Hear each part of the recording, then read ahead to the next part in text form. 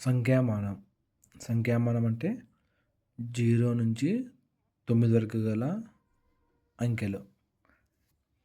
అంటే 0, 1, 2, 3, 4, 5, 6, 7, 8, 9 వీటన్నింటిని అంకెలు అంటారు.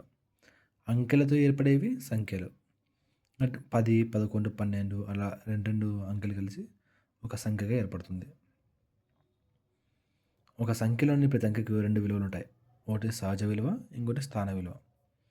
ఉదాహరణకు 2374లో 3 యొక్క సహజ విలువ అని అడుగుతాడు. 3 యొక్క సహజ విలువ అంటే 3.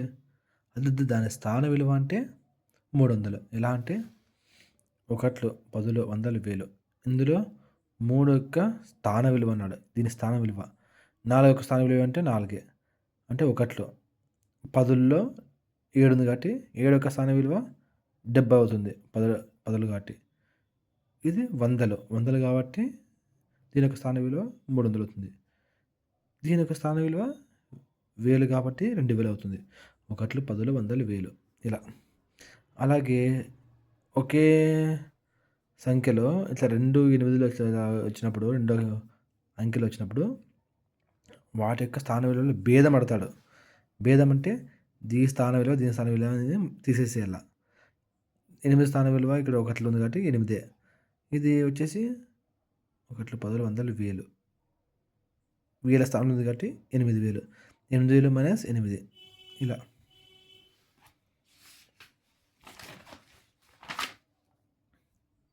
n వేరు అంకెలు ఏర్పడే ఎన్ని అంకెల సంఖ్యలు n డాష్. ఇలా అంకెలు ఇచ్చి ఏర్పడే 3 అంకెల సంఖ్యలు అంటాడు. 3 డాష్ తీసుకుంటే ఇది ఎలా 3 × 2 × 1 6. ఇలా 3 అంకెలు ఇచ్చి 3 అంకెల సంఖ్యలు అడిగితే ఇలా. 4 అంకెలు ఇచ్చి 4 అంకెల సంఖ్యలు అడిగితే ఇలా.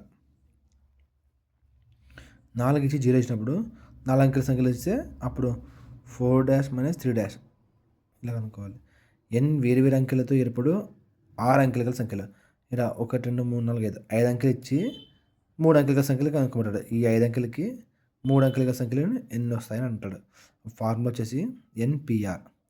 n అంటే ఇవి 1, 2, 3, 4, 5 ఎన్ని ఉన్నాయి 5. n p ఇది r అంటే 3 అంటే 5 n dash by n minus r dash 5 dash by 5 minus 3 dash 5 dash 2 dash. ఇప్పుడు 5 డాష్ అంటే 5, 4, 3, 2 × 1 ఇది 2 × 1 కొట్టేస్తే నా 6. ఫార్ములా గుర్తుపెట్టుకోవాలి NPR. ఈడ వేరే అంకెలు 5 అంకెలు ఇచ్చి 3 అంకెలు 4 ఇచ్చి 2 అంకెలు గల సంఖ్యలు కనుక్కున్నప్పుడు ఫార్ములా. లేదంటే 3 ఇచ్చి 3 అడుగుతుంటే ఇలా. 4 ఇచ్చి 4 అడిగితే ఇలా.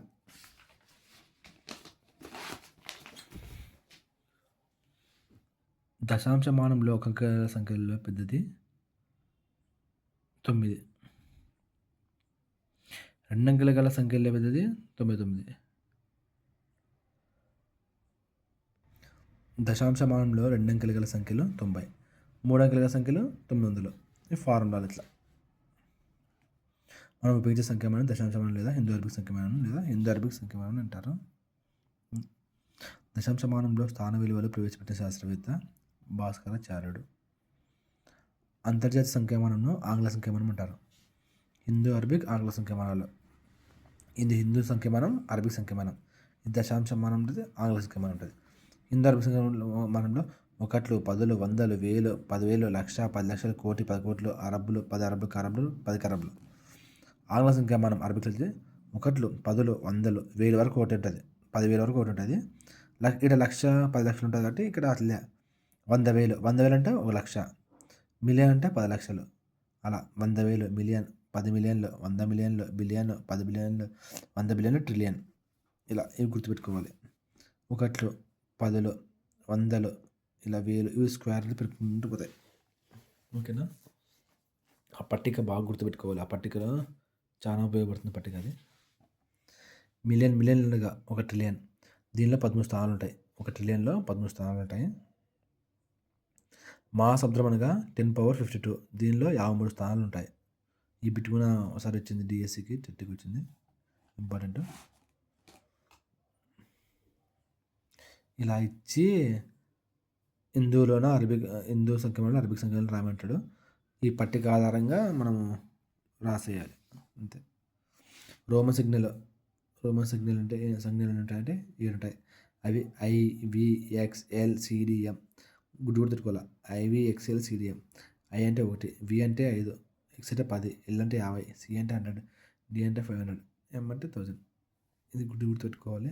IVXLCDM.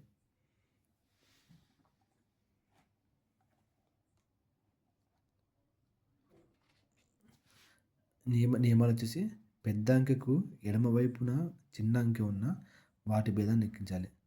పెద్ద అంకెకు ఎడమ వైపున పెద్ద అంకె అంటే ఎక్స్ అంటే 10, పక్కన ఐ అంటే 1. పెద్ద అంకెకు ఎడమ వైపున చిన్న అంకె ఉంటే వాటి భేదాన్ని లెక్కించాలి. దీనికి ఇది చిన్న అంకె కాబట్టి ఎడమ వైపు కాబట్టి 10లో నుంచి ఐ అంటే ఎక్స్ అంటే 10, ఐ అంటే 1, 10 నుంచి ఓడిపోతే 9. ఇలా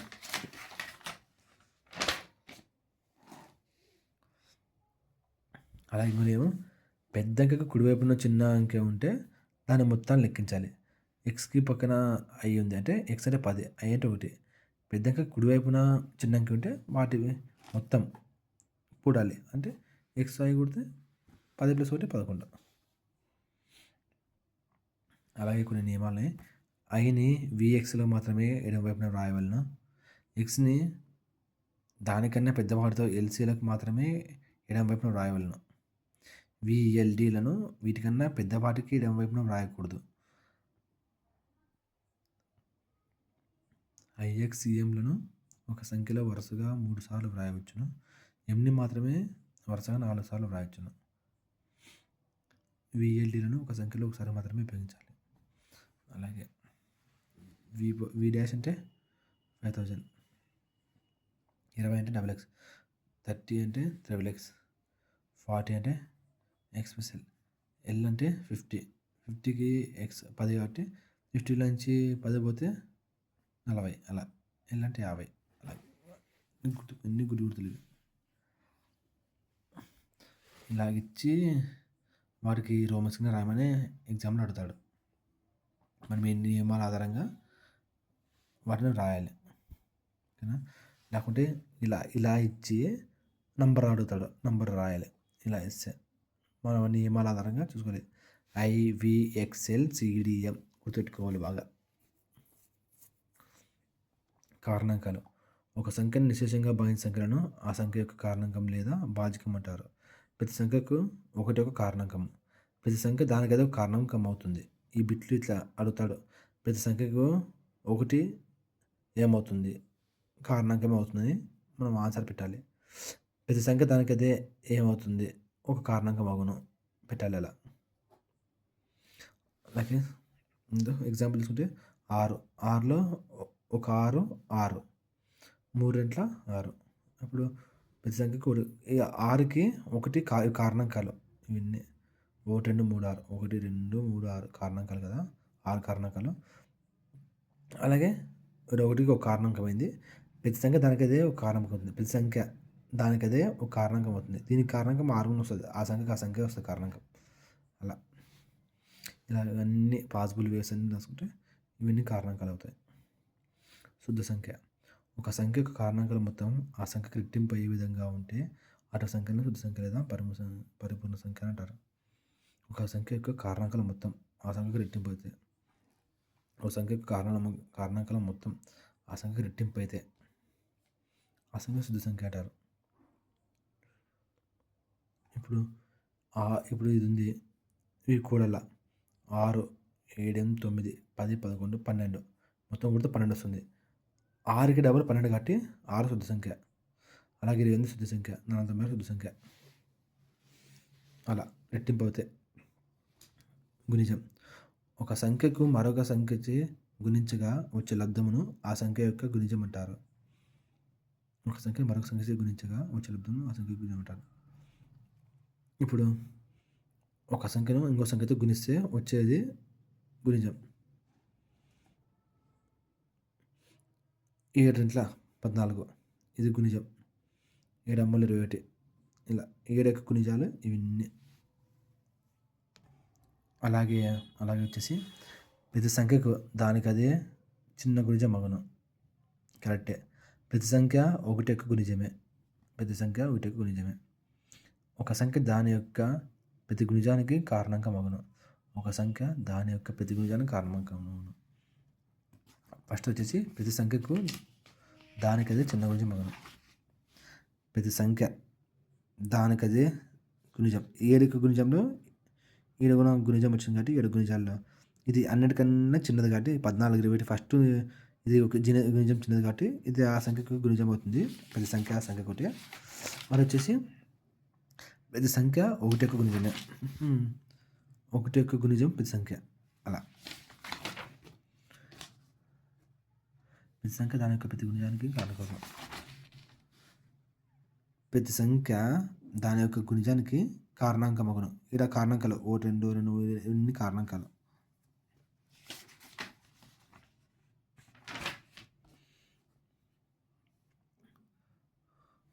గుణ్యం ఇంటూ గుణకం ఈక్వల్ టు లబ్ధం. 7 గుణ్యం అయితే ఇది గుణకం, ఇది లబ్ధం వచ్చేసి 7 గుణ్యం అయితే 2 గుణకం, లబ్ధం వచ్చేసి ఇది వాటి లబ్ధం. ప్రధాన సంఖ్యలో టాపిక్.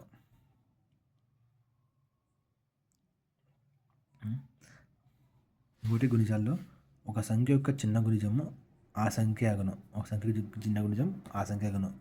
7 ఒకట్లే 7 7 గుణిజము 7 అది చిన్న గుణిజము. అలాగే పెద్ద గుణిజం చెప్పలేమంట, అది అనంతం ఎప్పుడు వస్తుందో తెలియదు, అది క్యాల్కులేట్ చేసుకుంటూ పోతే పెరుగుతూనే ఉంటుంది.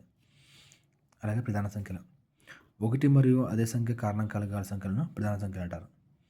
1 మరియు అదే సంఖ్య కారణాంకాలు గల సంఖ్యలను ప్రధాన సంఖ్యలు అంటారు.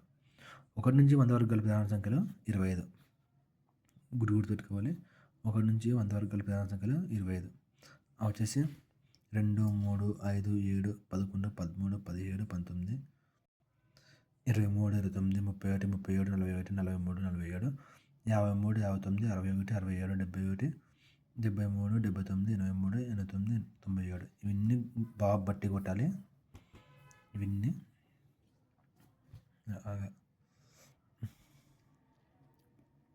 అలాగే 1 నుంచి 10 లోపు గల ప్రధాన సంఖ్యలు 4 ఉంటాయి. 1 నుంచి 10 లోపల 1 2 3 4 10 లోపల గల. 10 నుంచి 20 లోపల 4 1 2 3 4. అలా 20 నుంచి 30 లోపల 30 నుంచి 40 లోపల 40 నుంచి 50 లోపల అలా 100 వరకు. కోడ్ గుర్తుపెట్టుకోవాలి. 44 22 322 321 44 22 322 321 కోడ్ 4 నెంబర్లా గుర్తుపెట్టుకోవాలి. అప్పుడు మనము 1 నుంచి 10 వరకు గల ప్రధాన సంఖ్యలు అయితే చెప్పేయచ్చు. 44 22 322 321. 1 నుంచి 100 వరకు గల ప్రధాన సంఖ్యల్లో 1 స్థానంలో 1 గలవి 1 స్థానంలో 1 గలవి 5. 1 స్థానంలో 1 గలవి 5.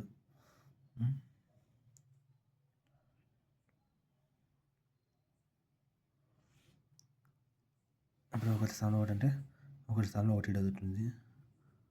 మళ్ళీ 1 స్థానంలో 1 2, 1 స్థానంలో 1 3, 1 స్థానంలో 1 4, 1 స్థానంలో 5. 5 సరిపోయినాయి.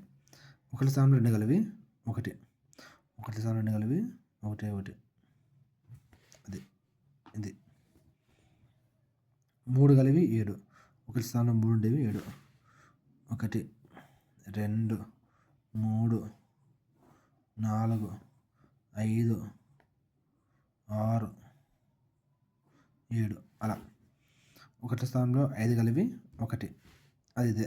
1 స్థానంలో 5 కలిపి 1 గుర్తుపెట్టుకోవాలి. 1 స్థానంలో 1 కలిపి 5, 2 కలిపి 1 అలా. 7 కలిపి 6, 9 కలిపి 9 కలిపి అలాగే 9 కలిపి వచ్చేసి 9 5. ఓకేనా? వీటిని గుర్తు బాగా బట్టి కొట్టాలి. 1 నుంచి 100 వరకు గల ప్రధాన సంఖ్యల్లో 10 భేదంగా గలవి 10. 1 నుంచి 100 వరకు గల ప్రధాన సంఖ్యల్లో 10 భేదంగా గలవి 10. అప్పుడు 3 13 మధ్య భేదం 10, 7 17 మధ్య భేదం 10, 13 23 మధ్య భేదం 10. అంటే తీసేయాల, వీటి మధ్య తీసేస్తే 10 వస్తాయి. అలా 10 ఉన్నాయి. అలా 10 ఉంటాయి.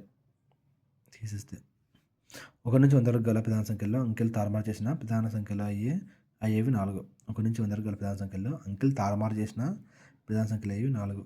13ని రివర్స్ చేస్తే 31. 31 ప్రధాన సంఖ్య. అలా 31 రివర్స్ చేస్తే 13 ప్రధాన సంఖ్య. అలా 17 71, 37 93, 99 97 అలా. ప్రధాన సంఖ్య కనుగొనుటకు జల్లెడ పద్ధతిని ప్రవేశపెట్టిన శాస్త్రవేత్త ఎరటోస్తెనీస్.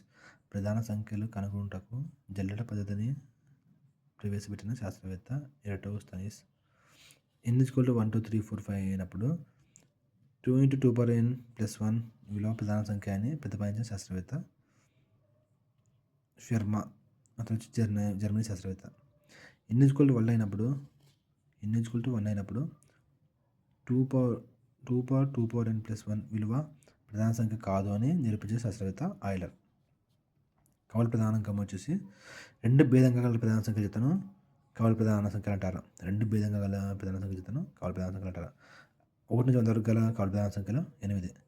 1 నుంచి 100 వరకు గల కవల ప్రధాన సంఖ్యలు 8. 1 నుంచి 100 వరకు గల కవల ప్రధాన సంఖ్యలు 8. 3 5 మధ్య భేదము 2, 5 7 మధ్య భేదము 2 అలా కవల ప్రధాన సంఖ్యలు 8. ఇవి మేము గుర్తుపెట్టుకోవాలి.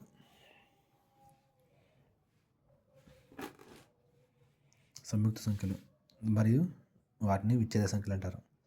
1 మరియు అదే సంఖ్య కాకుండా కనీసం మరొక కారణాంక గల సంఖ్యలను సంయుక్త సంఖ్యలు అంటారు. ఉదాహరణ వచ్చేసి 4 6 8 9 10. ప్రధాన సంఖ్యలు మరియు సంయుక్త సంఖ్య కాంతి 1. ఒక అంకె గల సంయుక్త సంఖ్యలు 4. 1 అంకె గల సంయుక్త సంఖ్యలు 4. 2 అంకెల గల సంయుక్త సంఖ్యలు 69. ఇవి బాగా బట్టి కొట్టాలి. 1 నుంచి 100 వరకు గల సంయుక్త సంఖ్యలు 74. అలాగే పరస్పర ప్రధాన సంఖ్యలు లేక సాపేక్ష ప్రధాన సంఖ్యలు.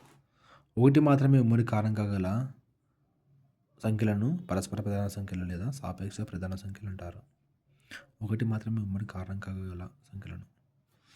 ఎగ్జాంపుల్ 5 8. ఈ 2 వరుస సంఖ్యలైన సాపేక్ష ప్రధాన సంఖ్యలు అగును.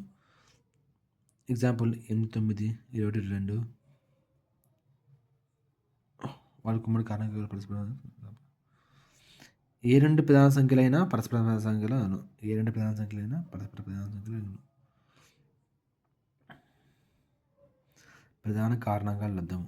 ఒక సంఖ్యను ప్రధాన సంఖ్యల లబ్ధంగా వ్రాయడాన్ని ప్రధాన కారణాంకాల లబ్ధం అంటారు.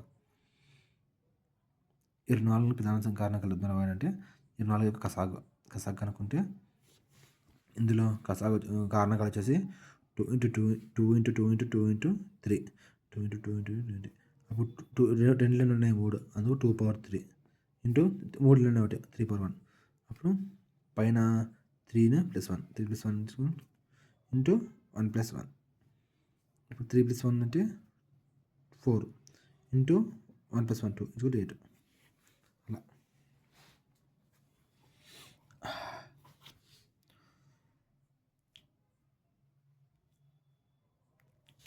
ఒక సంఖ్యను a/x × b/y అను ప్రధాన కారణాంకాల లబ్ధంగా వ్రాయగలిగితే ఆ సంఖ్యను గల కారణాంకాల సంఖ్య x + 1 × y + 1.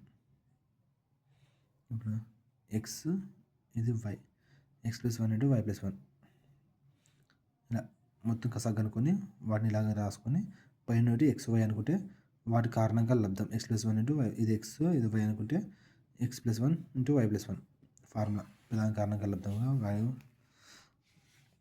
రాసడానికి ఫార్ములా. కారణాంకాలు మొత్తం రాయడానికి a/x + 1 - 1 / a - 1 × b/y + y + 1 - 1 / b - 1. ఇప్పుడు 24 యొక్క కారణాంకాల సంఖ్య మరియు కారణాంకాల మొత్తం కనుగొంటారు. కారణాంకాల సంఖ్య కనుగొనడానికి ఫార్ములా వచ్చేసి x + 1 × y + 1.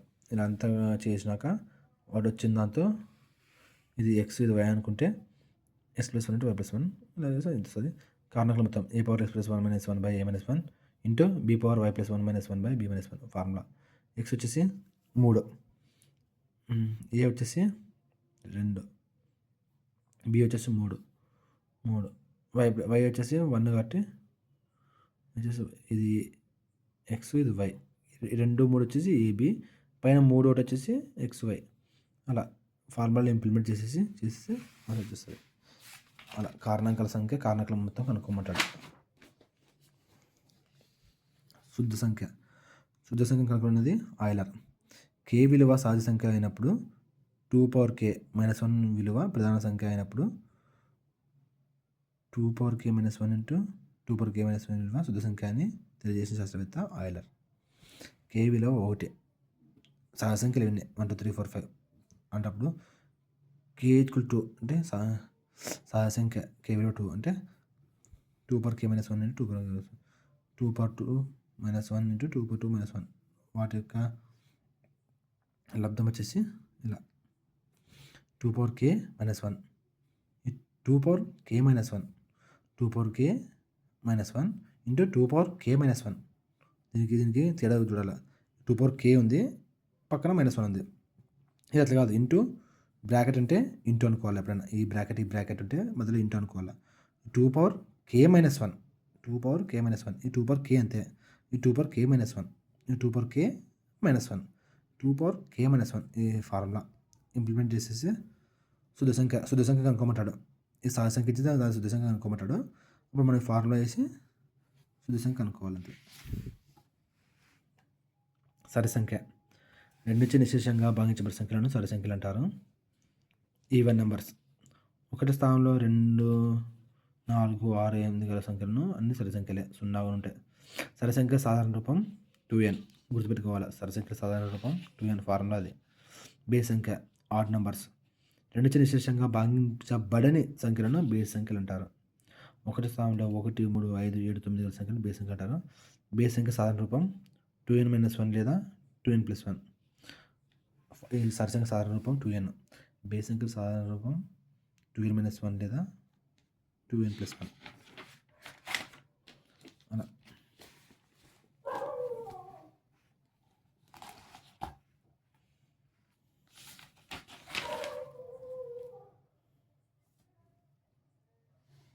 అలాగే ద్విముఖ సంఖ్య.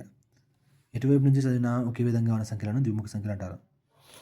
ఇలా ఎటువైపు నుంచి చదివినా ఒకే విధంగా ఉంటాయి.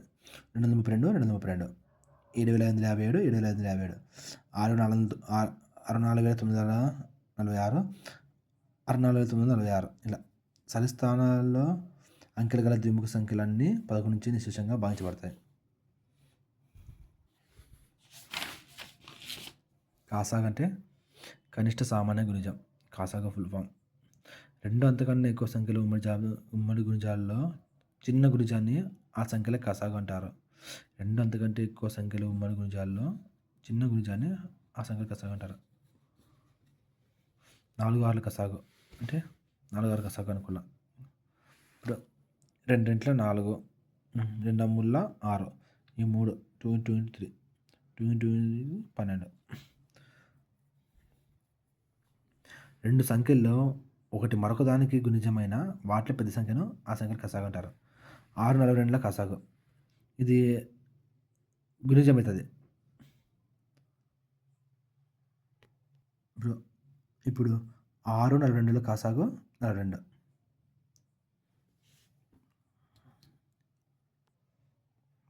అలాగే పరస్పర ప్రధాన సంఖ్యల లబ్ధము వాటి కాసాగును. పరస్పర ప్రధాన సంఖ్యలు పక్కన ఉంటే వాటి లబ్ధం కాసాగును.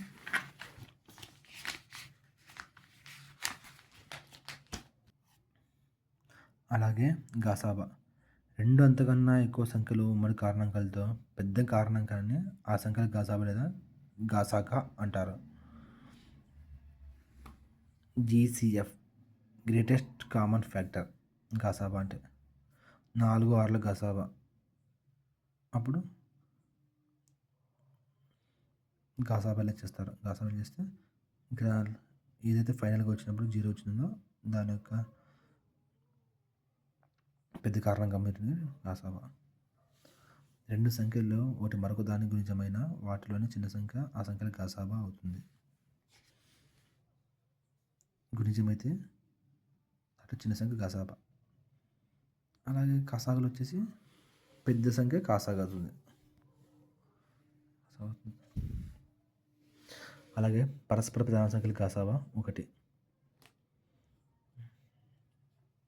అలాగే ఏ బి అనే రెండు సంఖ్యల కాసాగు ఎల్ కాసాబా జి అయినా A into B equal to L G అగను. అది ఫార్ములా గుర్తుపెట్టుకోవాలి, డిఎస్సికి ఇంపార్టెంట్.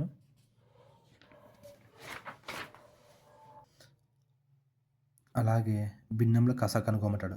భిన్నంలో ఇచ్చి కసా కనుక్కోమన్నప్పుడు ఫార్ములా లవంలో కసాగుపై హారంలో గసాబా. ఫస్ట్ లవంలోని కసాగు చేసి పెట్టుకోవాలా, మళ్ళీ డివైడ్ బై హారంలో గసాబా చేసి పెట్టుకొని వాటి రెండింటిని క్యాలిక్యులేట్ చేస్తే వచ్చే ఆన్సర్. భిన్నంలో గసాబా అంటే లవంలో గసాబా బై హారంలో కసాగు. ఇప్పుడు భిన్నంలో కసాగు కడితే కసాగు పైన వస్తుంది, గసాబు కింద వస్తుంది. భిన్నంలో గస పడితే గసాబు పైన వస్తుంది, కసాబు కింద వస్తుంది. అలా లవము హారము వాటిని చేసి క్యాలిక్యులేట్ చేస్తే అయిపోయాయి. అలాగే భిన్నాలు. ఒక సంఖ్య లేక వస్తువుల కొంత భాగాన్ని సూచించేది భిన్నము. 2/5లో లవం 2, హారం 5. పైంది లవము, కింద హారం గుర్తుపెట్టుకోవాలి. క్రమభిన్నం. ఈ క్రమభిన్నము, అపక్రమ భిన్నము, మిశ్రమ భిన్నము వీటి యొక్క నిర్వచనాలు కూడా అడుగుతాడు డిఎస్సికి. లవం తక్కువగా హారం ఎక్కువగా భిన్నాలను క్రమభిన్నం అంటారు. లవం తక్కువగా హారం ఎక్కువగా అంటే లవం పైన తక్కువ ఉంటుంది, హారం కింద ఎక్కువ ఉంటే అది క్రమభిన్నం. దీని విలువ ఎల్లప్పుడూ 1 కంటే తక్కువ. ఇంపార్టెంట్. అపక్రమ భిన్నం. లవము సమానంగా ఉన్న లవం ఎక్కువ హారం తక్కువగా గల భిన్నాలను అపక్రమ భిన్నం అంటారు. దీని విలువ ఎల్లప్పుడూ 1 కానీ 1 కన్నా ఎక్కువగానే ఉంటుంది. లవములు సమానంగా ఉన్న పర్లే, లవములు ఎక్కువగా ఉంటూ హారం తక్కువగా ఉండాలి, అది అపక్రమ భిన్నం. అలాగే మిశ్రమ భిన్నం వచ్చేసి ఒక పూర్ణ సంఖ్య మరియు ఒక క్రమ భిన్నం కలిసి ఉన్నదాన్ని మిశ్రమ భిన్నం అంటారు. ఒక పూర్ణ సంఖ్య 1, 2, 3, 4, 5, 6 పూర్ణ సంఖ్యలు, వాటి పక్కన క్రమభిన్నం ఉండాలి. అంటే క్రమభిన్నం అంటే ఏంది? పైన లవం తక్కువ ఉండాలా, కింద హారం ఎక్కువ ఉండాలా. ఇప్పుడు ఇది పూర్ణ సంఖ్య 2, దాని పక్కన క్రమభిన్నం, ఇది లవం తక్కువ హారం ఎక్కువ ఉంది. అలాగే ఒక పూర్ణ సంఖ్య, ఇది లవం తక్కువ హారం ఎక్కువ ఉంది, అలా క్రమభిన్నం ఉండాలి పూర్ణ సంఖ్య పక్కన, అప్పుడు మిశ్రమ భిన్నం అవుతుంది. యూనిట్ భిన్నం. లవం 1 కాగల భిన్నాలను యూనిట్ భిన్నాలు అంటారు. అన్ని లవాలను 1 ఉంటూ కింద ఏమున్నా పర్లే, 1 ఉండిపోయింటే అవి యూనిట్ భిన్నాలు. సజాతి భిన్నాలు. హారములు సమానంగా గల భిన్నాలను సజాతి భిన్నాలు అంటారు. కింద హారములు అన్నీ ఒకటే ఉంటే అవి సజాతి భిన్నాలు. సజాతి భిన్నాల్లో లవం ఎక్కువ కాగల భిన్నం పెద్దది. సజాతి భిన్నాల్లో లవం ఎక్కువ కాగల భిన్నం పెద్దది. లవం మీద ఎక్కువ ఉంటే అది పెద్దది. దీనిలో వచ్చేసి 11/9 పెద్దది. అలాగే వచ్చేసి ఇలా 5/7, 3/7 ఉంది. ఇవి వచ్చి సజాతి భిన్నాలు కాబట్టి దీంట్లో లవం ఎక్కువ ఉంది కాబట్టి ఇది పెద్దది, ఇది 3 ఉంది కాబట్టి చిన్న భిన్నము. అందుకే గ్రేటర్ దాన్. ఇది గ్రేటర్ అంటే పెద్దది, గ్రేటర్. ఇటువైపు విరుచుకొని ఉంది కాబట్టి పెద్దగా ఉంది కాబట్టి ఇది గ్రేటర్. చిన్నగా ఉంది కాబట్టి లెస్. Greater less. గ్రేటర్ అంటే పెద్దది, లెస్ అంటే చిన్నది. ఇలా ఇది గ్రేటర్ దాని గుర్తు. మీకు ఎక్కువసారి విచ్చుకుపోయింది కాబట్టి అలా విచ్చుకుంది కాబట్టి గ్రేటర్. చిన్నగా ఇటువైపు కలిసింది కాబట్టి లెస్ దాన్. ఇలా ఉంది కాబట్టి గ్రేటర్. అలాగే రివర్స్లో ఉంటే లెస్ దాన్. ఇది పక్క గ్రేటర్ పెద్దది, ఇది చిన్న ఉంది కాబట్టి ఈ పక్క లెస్ దాన్ ఇట్లా గుర్తు. ఇది గ్రేటర్ దాన్ గుర్తు, లెస్ దాన్ వచ్చేసి ఇలా ఉంటుంది, ఇలా లెస్ దాన్. ఇది గ్రేటర్ దాన్ గుర్తు. కనిష్ట రూపం. ఒక భిన్నం యొక్క లవహారములను ఉమ్మడి కారణాంకాలు లేనిచో ఆ భిన్నం కనిష్ట రూపంలో అంటారు. ఒక భిన్నం యొక్క లవహారములకు ఉమ్మడి కారణాంకం లేనిచో ఆ భిన్నం కనిష్ట రూపంలో అంటారు. ఇలా ఇచ్చి వాటి యొక్క కనిష్ట రూపం కనుక్కోమంటాడు. అప్పుడు 4, 9 వచ్చింది. ఉమ్మడి కారణాంకం ఉండదు 4, 9కి, అందుకే ఇది కనిష్ట రూపం.